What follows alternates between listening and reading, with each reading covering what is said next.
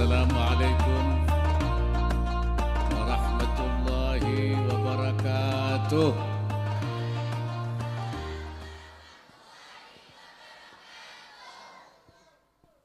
Bismillahirrahmanirrahim. Alhamdulillahilladzi khassa ba'da ibadihi bil ilmi wat tuqa.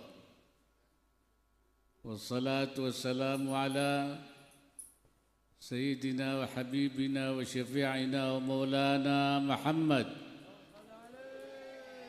Nabiyyihil Mustafa wa Waliyyihil Mujtaba wa ala alihi wa ashabihi Mafatihil Huda wa Masabihid Duja Ahli Sidqi wal Wafa. سبحانك لا علم لنا إلا ما علمتنا إنك أنت العليم الحكيم اللهم ارزقنا المعارف الربانية واللطائف الرحمانية والأسرار الربانية والواردات الإلهية والمواهب الاختصاصية والعلوم اللدونية وبلغنا رتبة الإحسان ووحدة الشهود والحمد لله رب العالمين. علماءنا الكرام ومشايخنا الأفاضل, wabil khusus yang saya muliakan sahibul fadilah Kiai Haji An'im Falahuddin Makhrus yang baru saja menyampaikan sambutannya sebagai penasihat, para pengasuh pondok pesantren Al-Waridin yang saya muliakan, sahibul fadilah Kiai Haji Saifuddin Qaljubi, Kiai Haji Muhammad Alauddin, Kiai Haji Muhammad Irfan Zidni, dan para seluruh keluarga pendiri pesantren, semua dzurriyyahnya.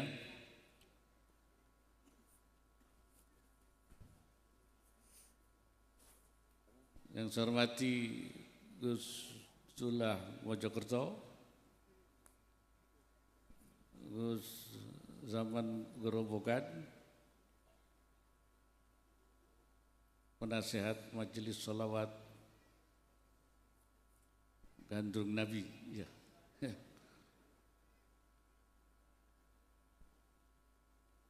Juga Kiai Haji Ahmad Mukafi,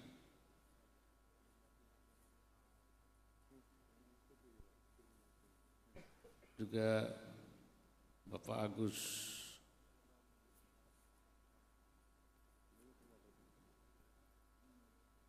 Wasakhi Mawas, para pimpinan daerah, bupati atau wakil bupati yang mewakili forum koordinasi pimpinan daerah, Pak Kapolres, Pak Dandim, dan para pejabat lainnya, para alumni pesantren Al-Waridin, para santriyin dan santriat sekalian yang saya hormati. Saya merasa berbahagia pada malam hari ini dalam rangka haul dan juga harlah yang ke-263 Pondok Pesantren Al-Waridin, saya bisa hadir di majelis ini. Pesantren ini sudah cukup tua, hampir 3 abad ya. Luar biasa. Pesantren itu pabrik kiai. Jadi ini karena pesantren itu Terus kalau dihitung sudah lebih dari 260, saya kira sudah banyak kiai yang dicetak di sini. Amin ya rabbal. Sudah banyak. Karena memang pesantren itu tugasnya mendidik orang-orang yang faham agama. I'dadul mutafaqqihina fid din. Ya. Kenapa para kiai dulu mendirikan pesantren itu? Karena para kiai itu menyadari bahwa umurnya tidak akan panjang. Tugasnya untuk menjalankan tugas yang diembannya, saya menyebutnya menjalankan mitsaq rabbani namanya itu.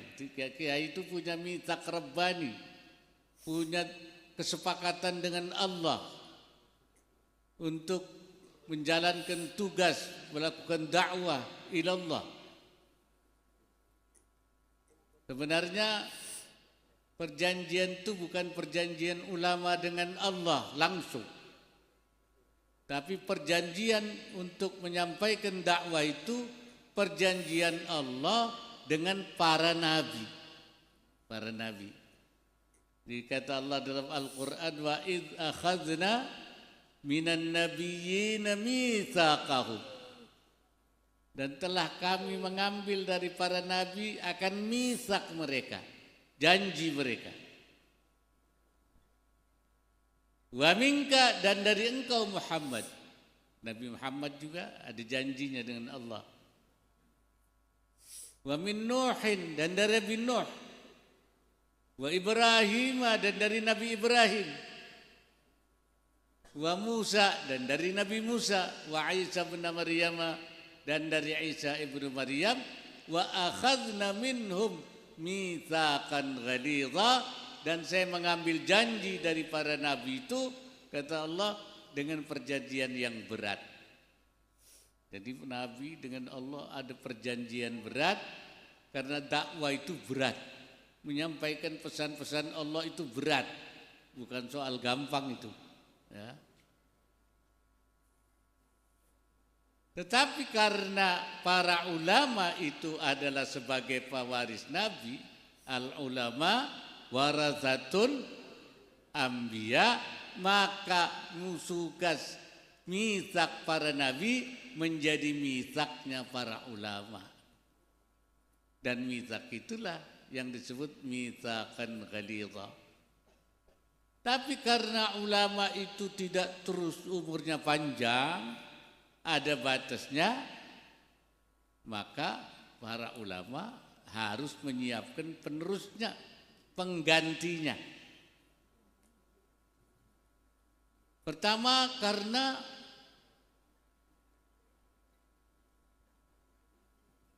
jahiliyah itu akan terus datang lagi. Jadi jahiliyah itu tidak pernah berhenti. Al-jahiliyatu adat kama kanat. Jahiliyah itu balik lagi.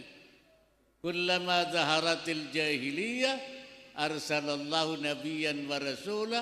Kalau jahiliyah datang, Allah kirim nabi dan kirim rasul.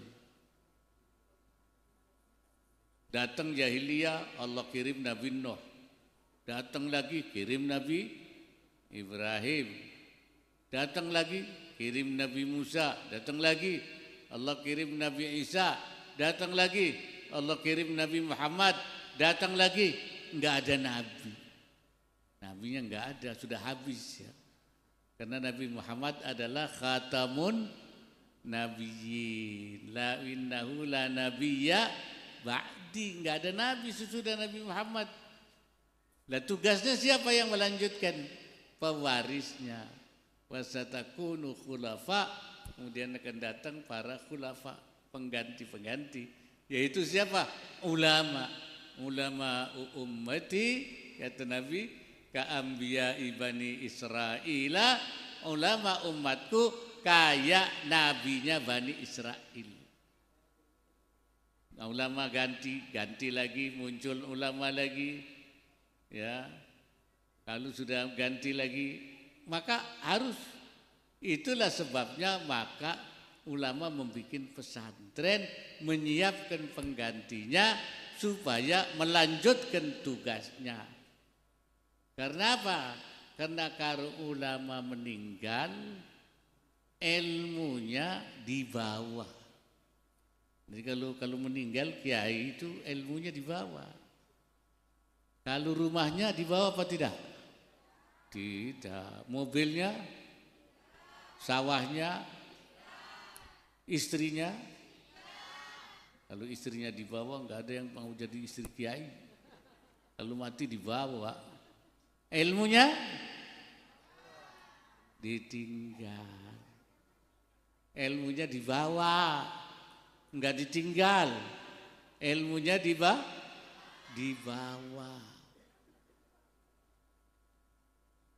Karena itu kata Rasulullah, innallaha la yantazi'ul ilma intiza'an min sudurin nas. Allah enggak ngambil ilmu dari setiap orang, hati orang. Enggak ada orang kehilangan ilmu itu. Walakin yantazi'uhu biqabdil ulama, tapi Allah mengambil ilmu dengan mengambil ulamanya. Jadi ulama diambil, ilmunya juga diambil. Sehingga kalau sampai tidak ada, hatta kata Rasulullah, hatta idza lam yabqa alimun, sehingga kalau tidak ada seorang alim pun, enggak ada yang ganti, nanti ittakhadzan nasru usan juhala, orang akan mengambil pemimpin, ya, orang yang bodoh-bodoh, enggak pernah mondok, suruh jadi pemimpin, ya. Idza su'ilu aftau bi ghairi ilmin, kalau ditanya dia memberi fatwa tanpa ilmu, enggak ada ilmunya karena enggak pernah mondok. Jadi kiai tapi enggak pernah mondok. Itu bukan kiai namanya, dikiaikan. Ya, sekarang ada zaman sekarang ada kiai enggak pakai mondok. Pakai mondok jadi kiai. Kenapa? Karena ditulis di koran, karena dipanggil, disebut-sebut, padahal enggak mondok. Nah ini, idza su'ilu aftau bi ghairi ilmin, kalau ditanya dia memberi fatwa tanpa ilmu, fadallu wa adallu, mereka sesat dan menyesatkan. Kalau tidak ada yang menggantikan dan tidak disiapkan, tidak diberikan ilmu, tidak dididik di dalam pondok. Makanya pondok itu tugasnya adalah i'dadul mutafaqqihina fiddin. Jadi makanya ini para wali santri, ya, semua jangan sampai ada anaknya yang tidak dipondokkan. Nanti untuk mengganti kiai, ya kan? Kalau ada 4 anaknya, 1 mesti dikirim ke pondok, betul? Tapi yang dikirim ke pondok yang pinter, ini yang bodoh dikirimnya, yang kalau sekolahnya nggak naik, rapotnya merah terus, ya nggak naik, udah nakal. Nah ini mah di pondok saja. Giliran yang pinter sekolah suruh jadi dokter, betul? Giliran yang pinter untuk jadi insinyur, ahli pertanian, betul? Giliran yang suruh mondok, yang bodoh. Nanti kalau jadi kiai bodoh. Jadi cari yang paling pinter, kirim ke pondok supaya nanti jadi kiai pinter. Karena tugasnya akan membawa umat ke jalan Allah Subhanahu wa taala, membimbing, menjadi pembimbing, menjadi mursyid. Ya. Hadirin sekalian, itulah sebabnya maka para ulama dulu membuat pondok ini. Memang belakangan ini banyak ada mulai yang menjelek-jelekkan pondok, betul?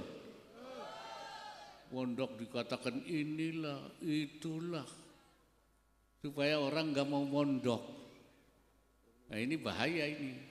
Kata saya, ini istilahnya membuat ketidakpercayaan pada pondok. Tapi insya Allah umat Islam tidak akan terpengaruh oleh isu-isu seperti itu, betul?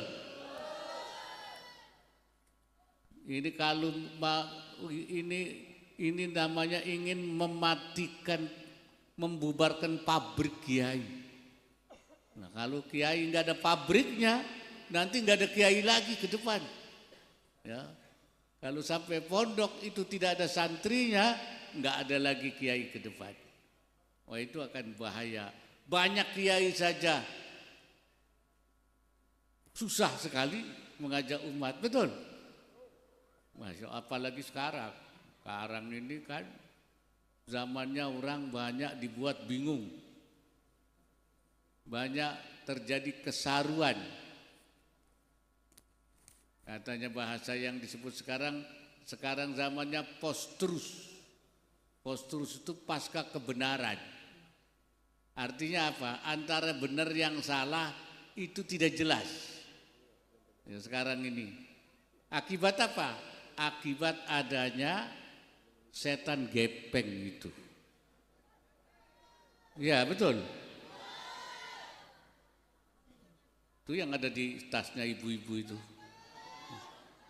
Ibu-ibu tiap hari lihat setan gepeng.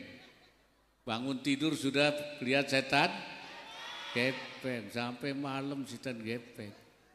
Di situ itu banyak hal yang benar, tapi juga banyak yang tidak benar. Makanya banyak ibu-ibu yang bingung, ini benar apa salah sih? Mana yang benar, mana yang salah. Banyak ibu-ibu yang bingung. Namanya kalau bahasa santrinya namanya iltibas. Iltibas itu kesaruan. Zaman ini zamanul iltibas. Zaman banyak kesaruan. Antara benar dan salah kayaknya enggak jelas. Makanya Nabi mengajarkan kita doanya supaya kita diberikan kejelasan.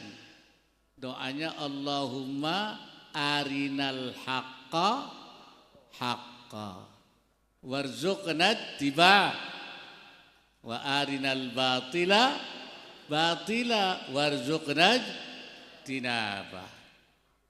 Ya Allah, perlihatkan kepada kami yang benar kelihatan benar, yang hak kelihatan hak, dan berikan kemampuan untuk mengikuti yang hak itu. Perlihatkanlah kepada kami ya Allah yang batil itu kelihatan batil, dan berikan kemampuan kepada kami untuk menjauhi yang batil itu. Kalau tidak jelas kita bingung. Makanya kita harus, tapi yang tidak jelas, yang samar itu kalau bukan kiai atau hampir kiai. Ya, ada kiai, ada hampir kiai. Kalau kiai itu KH namanya ya, KH, kiai haji. Kalau hampir kiai itu HK. HK, hampir kiai. Kalau hampir kiai itu belum jadi kiai, tapi udah deket-deket kiai. Kalau ulama, kiai, hampir kiai tidak boleh samar. Santri enggak boleh samar. Katanya Ibnu Athaillah kan begitu. La yukhafu alaika an taltabisa turuq alaika. Tidak dikhawatirkan kepada kamu ini para santri, kiai, hampir kiai, santri, antal tabisat turuk, ada kesamaran jalan kebenaran atas kamu. Jadi enggak dikhawatirkan dan enggak boleh. Kenapa tidak terjadi kesamaran? Karena qad tabayyana ar-rusydu minal ghai. Karena mana petunjuk, mana bukan petunjuk, itu kalau kiai, hampir kiai, santri sudah tahu, tidak akan keliru dan tidak boleh keliru. Karena ada pelajarannya sudah. Yang masih samar itu orang awam, yang bukan kiai, bukan hampir kiai, bukan santri. Makanya penting kiai, hampir kiai, santri untuk memberikan petunjuk jalan ini yang benar, ini yang tidak benar. Kiai itu penyakitnya ada. Penyakitnya apa? Wa innama yukhafu alaika ghalabatul hawa alaika. Yang dikhawatirkan itu dorongan hawa nafsu. Bukan nggak tahu salah, nggak tahu benar. Nafsu kadang-kadang yang nggak bisa mengendalikan nafsunya. Itu penyakitnya kiai itu. Kiai itu penyakitnya penyakit nafsu. Bukan samar, bukan ketidakjelasan. Jadi sekarang ini justru kita penting memperbanyak kiai, memperbanyak santri. Karena sudah banyak terjadi masyarakat itu kesamaran-kesamaran, ketidakjelasan. Betul? Itulah sebabnya itu kita terus hidupkan pesantren ini. Sebenarnya bahayanya orang itu dilakukan namanya istilahnya itu tahwilat. Tahwilat itu pembelokan. Kalau bahasa kerennya namanya itu apa ya? Ya dibelokkan. Ya apa namanya itu deviasi, kalau bahasa sekarang itu deviasi. Jadi mestinya jalannya begini dibelokkan. Yang dibelokkan apa? Tahwilat apa? Akidahnya. Yang dibelokkan itu apanya? Cara berpikirnya. Yang dibelokkan apanya? Faham keagamaannya. Itu dibelokkan. Karena melalui berbagai kesamaran tadi. Lewat apa namanya? Setan given tadi. Dan sebenarnya bukan sekarang, cuma sekarang lebih masif. Sejak dulu. Kalau kita membaca kitab I'anatul Talibin, itu di sana sudah ada 100 tahun yang lalu. Apa katanya? Di dalam I'anatul Talibin itu. Fa inna zamana maftunun. Zaman ini penuh fitnah. Wa ahlahu 'anil haqqi nakibun. Penduduknya banyak meninggalkan kebenaran. Nakibuna 'anil haqq, meninggalkan kebenaran. Banyak yang sudah meninggalkan kebenaran. Kata sahibul i'ana, illa man sya'allahu minhum, kecuali orang yang dikehendaki Allah, wahumul aqallun, dan mereka itu hanya sedikit. Yang selamat itu sedikit. Itu dulu sebelum ada setan gepeng. Apalagi sesudah ada setan gepeng ini. Ya. Dulu saja sudah banyak, katanya yang tidak masih di dalam hak itu apa? Sedikit. Bahkan juga sudah tahwilul qiyadah, sudah dipelokkan kepemimpinannya, sudah tidak lagi ikut kiai, banyak yang tidak ikut kiai. Katanya di dalam i'anah itu wasaral mashkuru 'indan nas man wafaqahum ala anfusihim. Orang yang dihormati, disyukuri ya di kalangan manusia, orang yang cocok dengan selera mereka. Seleranya sudah meninggalkan kebenaran dan mereka menghormati orang yang sudah seperti selera mereka. Wa in kana ghaira mustaqimin lillah, walaupun tidak istiqamah di jalan Allah. Enggak di jalan Allah tapi cocok dengan selera, dihormati. Wal madhmumu indahum, dan yang dicela di kalangan mereka, man khalafahum, yang tidak sesuai dengan mereka, ala anfusihim wa in kana 'abdan salihan, walaupun itu hamba soleh, hamba yang soleh tapi enggak cocok dengan selera mereka, itu dicela bukan dihormati. Tuh, itu zaman itu.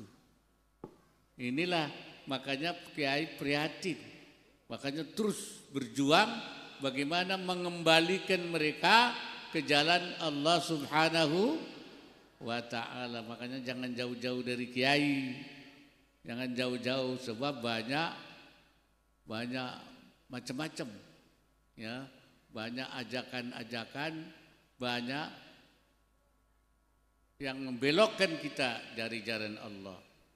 Bahkan kata sahibul i'ana, wa yamdahuna man la yastahilul madha, mereka memuji orang yang tidak sepatutnya dipuji, tapi dipuji limuwafaqati iyahum, karena cocok dengan diri mereka, wasukutihi ala batilihim, dan diam saja terhadap kebatilannya.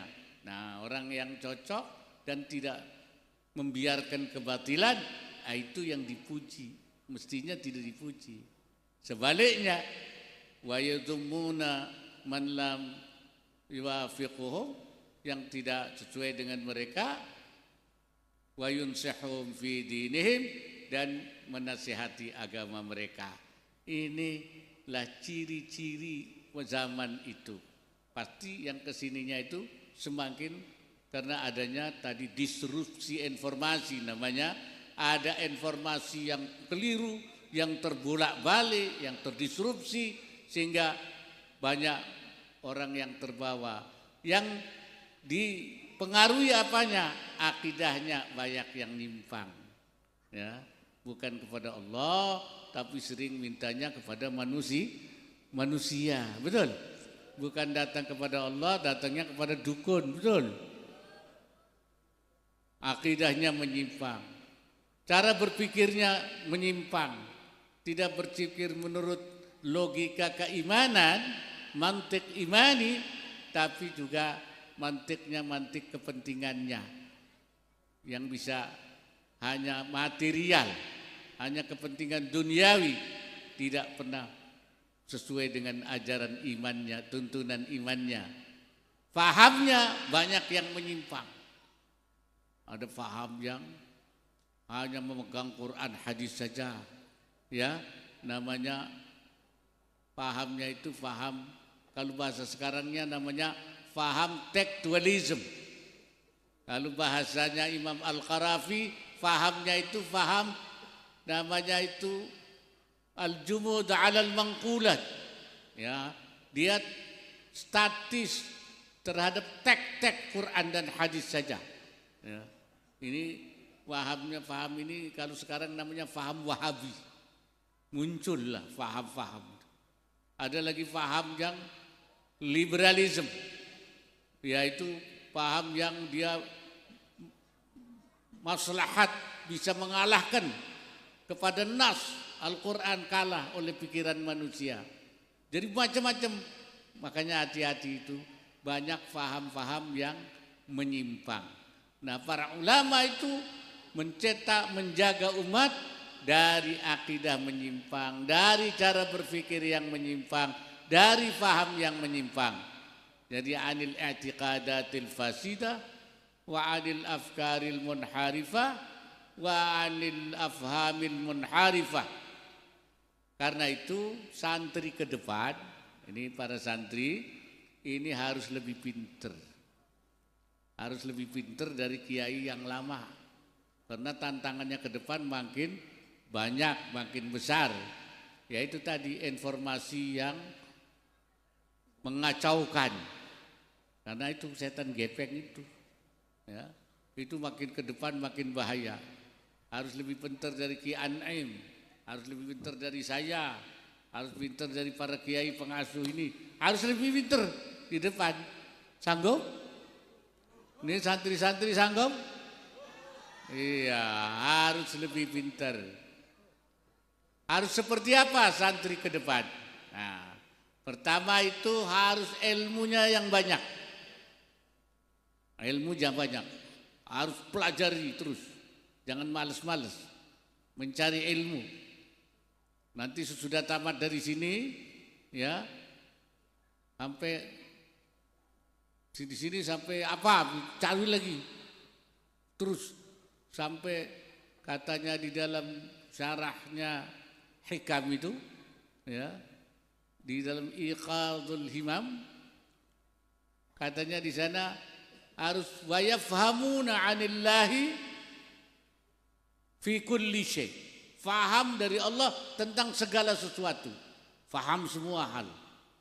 Wa ya'rifuna fi kulli syai. Dan faham terhadap semua hal, tahu semua hal. Faham, tahu semua hal. Wa yashrabuna min kulli syai, dan minum dari semua hal. Ilmunya dipinum semua. Ilmu segala ilmu ditelan semua, dipelajari semua. Fahamnya semua faham, tahu semua, ya'rifuna wa yashrabuna kulla syai'.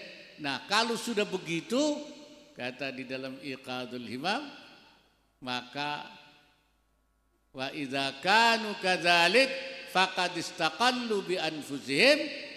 Kalau sudah begitu, dia sudah mandiri, namanya itu. Santrinya ini sudah mandiri, ya. Wa ta'ahhalu li irsyadi ghairihim, dan sudah layak memberi petunjuk orang lain, menjadi mursyid. Jadi kalau sudah dia itu faham segala sesuatu, tahu segala sesuatu, minum segala sesuatu, itu dia sudah mandiri dan bisa menjadi mursyid. Itu yang pertama itu. Ilmu harus banyak, karena yang dihadapi di dalam ke depan ini lebih rumit, lebih banyak tantangannya, banyak tahwilat, banyak pembelokan, penyimpangan dari berbagai hal. Yang kedua, ini kata Syekh Nawawi Al-Bantani, harus yang melakukan amar ma'ruf itu harus al-alim bil hal wa siyasatin nas. Dia harus ngerti keadaan dan tahu tentang siasat manusia, tentang psikologi massa. Harus ngerti. Supaya apa? Supaya, kata Syekh Nawawi itu, jangan membuat orang malah lebih menyimpang lagi. Hatta la yuqi'al ma'mura awil manhiya fi ziyadatil fujur. Karena harus ada ilmunya, Makanya itu orang berdakwah nggak pernah mondok, dia menjadi dai, cuma dapat mungut dari sana dari sini saja, belajar dari majalah saja yang diomongkan itu. Bisa terjadi sebaliknya, kata Syekh Nawawi, bukan amar ma'ruf nahi mungkar, tapi wanaha 'anil ma'ruf wa amara bil mungkar. Ya, malah melarang yang ma'ruf dan merintahkan yang mungkar. Wala, kata Syekh Nawawi, yaghludhu fi mawdi'il layyin, supaya tidak keras pada waktu mesti lunak, wala yanilu fi mawdi'il ghilzah, dan supaya dia itu tidak lunak pada waktu harus keras. Jadi dalam menjalankan amar ma'ruf itu harus keras pada waktu keras, harus lunak pada waktu lunak. Kapan keras, itu ada tempatnya, ada maudhi', ada tempatnya itu. Itulah santri ke depan itu. Ada lagi yang perlu difahami, yaitu dia harus peka terhadap keadaan. Jadi santri harus tahu keadaan. Katanya di dalam Iqadul Himam juga begitu. Apa katanya beliau? Man lam yafham sariral bab. Siapa yang tidak faham suara pintu. Wala taninadz dzubab. Tidak faham suara lalat. Gerembengannya lalat. Wala nabihal kilab, dan tidak faham gonggongannya anjing. Falaisa min dzawil albab, itu bukan orang yang punya otak. Berarti enggak punya otak. Kalau dia tidak tahu suara pintu. Suara pintu kayak apa? Suara lalat kayak apa? Suara anjing kayak apa? Nah, maksudnya di sini bukan lalat betul, kalau itu kan gampang. Maksudnya suara-suara di luar, isu-isu di luar. Ya, arus-arus yang terjadi di luar, kita harus tahu ini suara apa. Suara kebaikan, suara kebatilan, suara yang menyesatkan, itu harus tahu. Makanya itu diumpamakan seperti suara binatang-binatang itu. Wa man lam yablugh hadzal maqam, siapa yang tidak sampai ke tempat itu, belum sampai ke ulil albab, belum ngerti suara-suara, gimana? Wala budda ayyal zamal us, dia harus tetap berada di sarang saja. Maksudnya jangan keluar dari pondok, di sarangnya saja. Karena belum tahu, belum paham apa-apa yang ada di luar itu. Suara-suara itu, arus-arus itu. Ya. Fi hadanati man yarzuquhu wa yut'imu, di bawah asuhannya orang yang memberi makan dan memberi rezeki. Karena dia belum paham. Bagaimana kalau belum siap keluar menghadapi masyarakat? Wa man tara wa idza tara minal us qabla tarbiyatil janah, kalau dia keluar dari sarang sebelum sayapnya kuat kayak burung, istadatul kilab wal bizan, maka dia menjadi mangsanya anjing-anjing atau serigala dan burung elang. Kayak burung belum bisa terbang keluar dari sarang, dia akan menjadi mangsa daripada anjing atau burung elang. Sama dengan santri, kalau keluar dia dari pesantren, di masyarakat, menghadapi masyarakat, belum siap, dia menjadi buruan, menjadi mangsa dari berbagai serigala di dalam masyarakat itu. Karena banyak serigala di dalam masyarakat itu. Ada serigala tingkat RW, ada tingkat kecamatan, ada tingkat kabupaten, ada tingkat provinsi, ada tingkat nasional, ada tingkat global. Banyak. Itu banyak namanya itu serigala-serigala dan burung elang. Hati-hati. Jadi santri harus sudah matang menghadapi situasi di luar. Makanya belajar terus, ya. Wala ibat bihin nisa'u wal wasibyan, dan dia jadi mainan orang perempuan dan anak-anak. Ini bahayanya kalau kita tidak siap menghadapi situasi. Di luar ini banyak. Harus kita siapkan santri yang siap tahu menghadapi situasi itu. Dan yang penting lagi memiliki resilient. Bahasa sekarangnya namanya resilient tangguh terhadap berbagai goncangan dan godaan. Jadi santri harus tangguh, kalau enggak ikut kemana-mana, ikut arus ke kiri, ikut arus ke kanan. Ya, itulah yang oleh Allah disebut di dalam Al-Quran. Ya, ketika Nabi menghadapi situasi yang sulit, di situ disebut minal mu'minina rijalun sadaqu ma'ahadullah alaihi wa minhum man qada nahbah wa minhum man yantazir wa ma baddalu tabdila.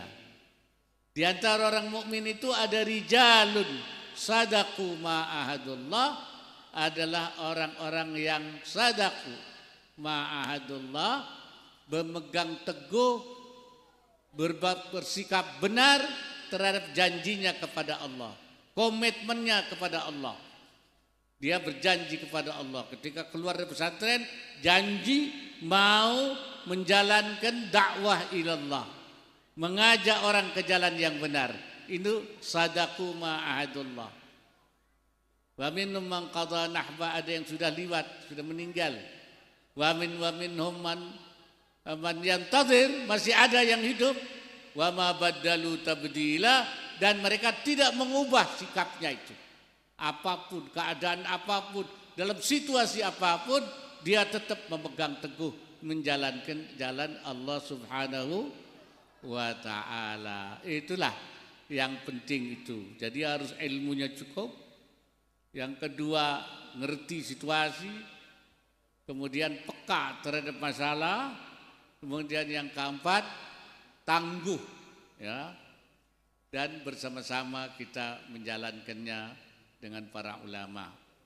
Itulah sebabnya maka para ulama dulu ketika situasi begitu berat, mereka tidak cukup hanya dengan sendiri, kiai sendiri, dengan pondoknya sendiri, tapi mengajak kiai lain bersama-sama untuk menghadapi situasi 100 tahun yang lalu, yaitu para kiai membentuk satu organisasi bersama namanya Nahdlatul.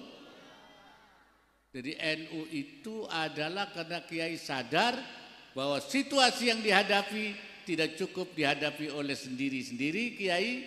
Kalau membentuk pondok cukup sendiri, berdakwah cukup sendiri, tapi ketika menghadapi tantangan-tantangan, tahwilat-tahwilat, maka harus bersama-sama dengan kiai yang lain membentuk namanya Nahdlatul Ulama. Itulah makanya kita bersama-sama para ulama bergabung di dalam Nahdlatul Ulama, seluruh kiai pondok di dalam rangka melakukan dakwah ilallah. Jadi para saudara sekalian, saya ingatkan, karena situasi kita sekarang semakin banyak tantangan, jangan jauh-jauh dari pondok, ya, jangan jauh-jauh dari kiai, supaya kita berada di jalan Allah Subhanahu wa Ta'ala. Barangkali itu yang dapat saya sampaikan pada malam yang berbahagia ini. Sekali lagi selamat ulang tahun ke-263 tahun.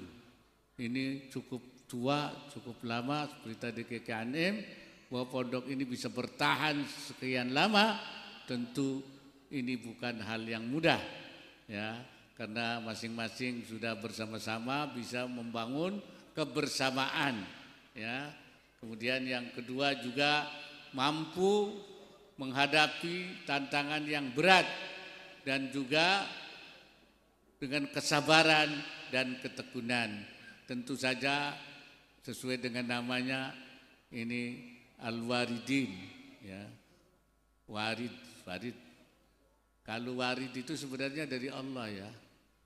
Waridah ilahiyah. Warid itu datang dari Allah. Insya Allah santri di sini dapat ilmu warid namanya itu, ya, dari Allah Subhanahu. Tapi warid itu bisa datang kalau ada wiridnya, ya. Kalau ada wiridnya, warid nggak datang, betul. Harus banyak wiridnya. Wirid itu artinya dengan membaca zikir dan juga membaca pelajaran-pelajaran itu. Nah, karena kalau datang itu tergantung daripada wiridnya. Mudah-mudahan di sini orang-orang yang warid itu juga bisa datang, orang yang datang ke sini, ya. Waridin itu orang datang ke sini untuk mencari waridnya Allah Subhanahu. Al-warid, al-waridah ilahiyah. Waridina, orang yang datang dari mana-mana ke sini untuk mendapatkan waridah ilahiyah, mawahib ikhtisasiyah, dan mencari ilmu dari Allah Subhanahu wa ta'ala. Aqulu qawli hadza wa astaghfirullahal azim. In uridu illa al-islah wa ma taufiqi illa billah. Hadanallah wa iyyakum ajma'in ila aqwamit thariq, wallahu al-muwaffiq ila aqwamit thariq. Wassalamu alaikum warahmatullahi wabarakatuh.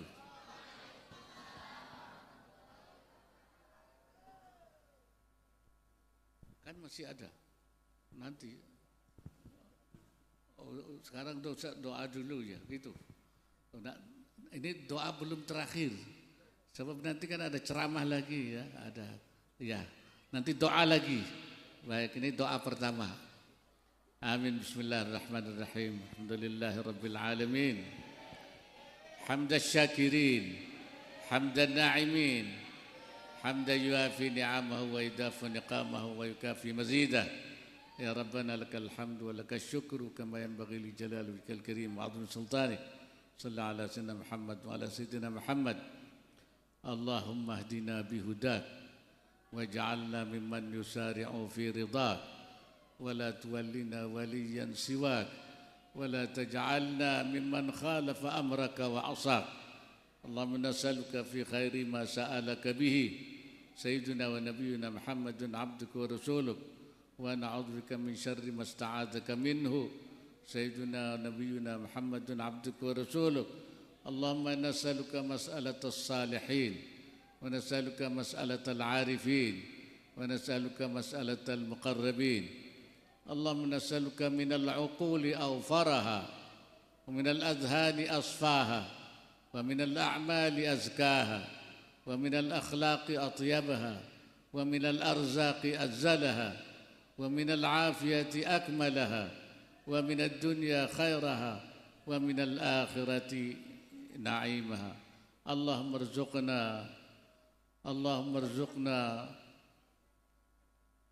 اللهم ارزقنا المعارف الربانية واللطائف الرحمانية والأسرار الربانية والواردات الإلهية والمواهب الاختصاصية، وبلغنا رتبة الإحسان ووحدة الشهود، وبلغنا يا الله رتبة الإحسان ووحدة الشهود. اللهم ارزقنا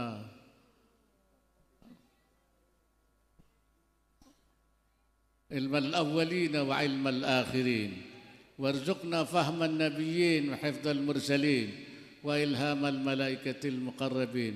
اللهم ارزقنا من لدنك علما، اللهم ارزقنا من لدنك علما، اللهم ارزقنا من لدنك علما. اللهم اجعل اجتماعنا هذا اجتماعا مرحوما، وتفرقنا من بعده تفرقا معصوما، ولا تدع فينا ولا من معنا ولا من يتبعنا شقيا ولا مطرودا ولا محروما. ربنا آتنا في الدنيا حسنة وفي الآخرة حسنة وقنا عذاب النار. وصلى الله على سيدنا محمد وعلى آله وصحبه أجمعين. سبحان ربك رب العزة عما يصفون، وسلام على المرسلين، والحمد لله رب العالمين. السلام عليكم ورحمة الله وبركاته.